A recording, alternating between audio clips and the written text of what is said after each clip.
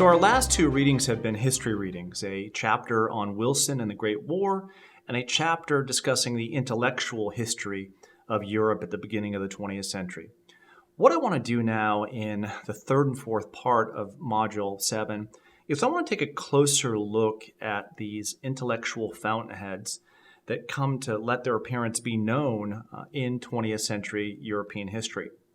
Really, the major thinker that you need to understand, I think, to understand a lot of what happens in the 18th through the 21st century is the French political philosopher named Jean-Jacques Rousseau.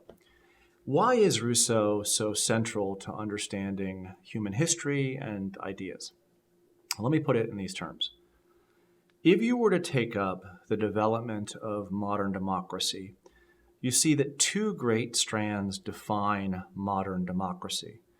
On the one hand, what you would call Western liberal democracy, that is very influential in a good part of Western Europe, primarily England/Great Britain and the United States, and a second type of democracy called People's Eastern Democracy. And this will take hold during and after the French Revolution. It will take hold of a good part of Russia during the Soviet Marxist revolution there, and likewise it will take hold of what becomes the People's Republic of China. So what I'm suggesting to you here at the beginning of this module is you have these two forms of democracy: liberal Western democracy and People's Eastern democracy. Now, why is there a cleavage between these two democratic forms? There is a cleavage because there's a different understanding as to what we can accomplish living within a democratic age. The Western liberal Democrat, the liberal Democrat of Great Britain and what becomes the United States, believes that it's not possible to attain a utopian, perfect, democratic state.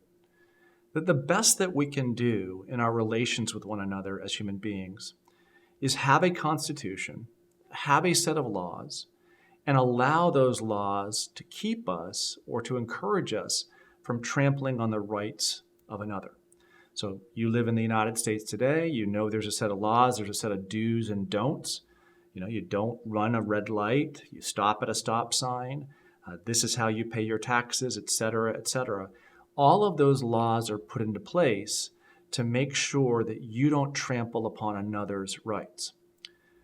Now, an Eastern people's democracy formulation that's derivative of Rousseau suggests that democracy can be something more, that democracy can actually liberate us into a whole new world that we posit, a whole new utopian experience that we posit.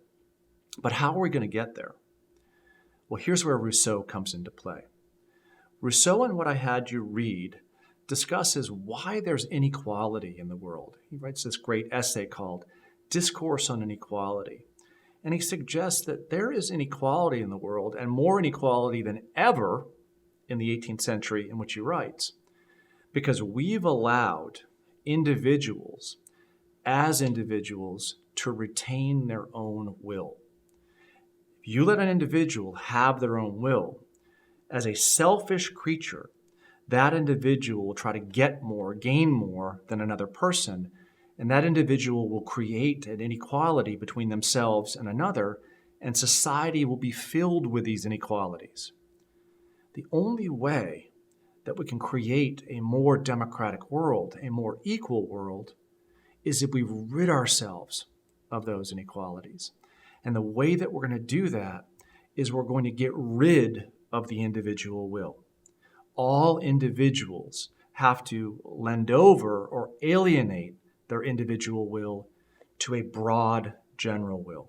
They have to give up on their individuality and embrace the notion of a general will that tends to the business, affairs, and equality of the multitude of mankind. Now, hopefully something that you're seeing here in Rousseau's theory, you've seen before in this progressive impulse, right, to create a better state of equality. I had you read a couple modules ago, Herbert Crowley's, right, The Promise of American Life, in which he suggests what? that democracy won't be true unless equality is realized.